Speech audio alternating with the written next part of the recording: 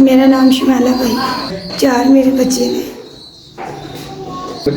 मियाँ मेरा बटे का मजदूर है भी, मैं आम लोगों के घरे काम करनी।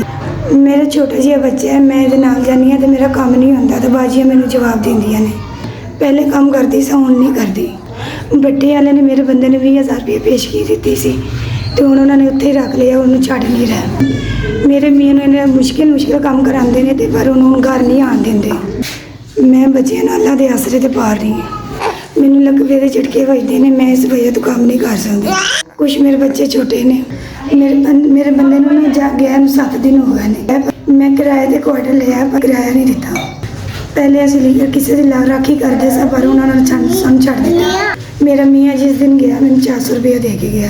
ਉਹ 400 ਰੁਪਏ ਉਸੇ ਵੇਲੇ ਖਤਮ ਹੋ ਗਿਆ। ਨਾ ਬੱਚਿਆਂ ਵਾਸਤੇ ਨਾਸ਼ਤੇ, ਨਾ ਬੱਚਿਆਂ ਵਾਸਤੇ ਦੁੱਧ ਹੈ। ਆਮਦ ਮੇਰੇ ਤਾਂ ਪਤਾ ਹੀ ਕੋਈ ਨਹੀਂ ਕਿੱਥੇ ਹੈ ਤੇ ਕਿੱਥੇ ਨਹੀਂ ਹੈ।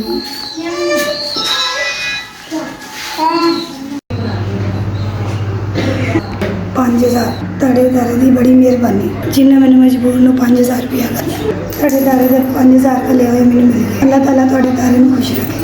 ਅੱਲਾਹ ਤੁਹਾਡੇ ਦਾਰੇ ਦੀ ਖੈਰ ਕਰੇ।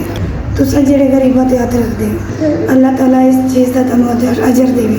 ਤੁਸੀਂ ਮੇਰੀ ਮਾੜੀ ਮਸਕੀਨ ਦੀ ਮਦਦ ਕੀਤੀ ਹੈ। ਤੁਸੀਂ ਮੇਰੀ ਮਾੜੀ ਮਸਕੀਨ ਦੀ 5000 ਦੀ ਮਦਦ ਕੀਤੀ। ਨਾ ਇਹਨਾਂ ਦਾ ਦੁੱਧ ਸੀ, ਨਾ ਇਹਨਾਂ ਦੇ ਖਾਣ ਵਾਸਤੇ ਕੁਛ ਸੀ। ਤੁਹਾਡੇ ਦਾਰੇ ਦੀ ਬੜੀ ਮਿਹਰਬਾਨੀ। ਤੁਸੀਂ 5000 ਦੀ ਮਦਦ, ਬੜੀ ਮਿਹਰਬਾਨੀ।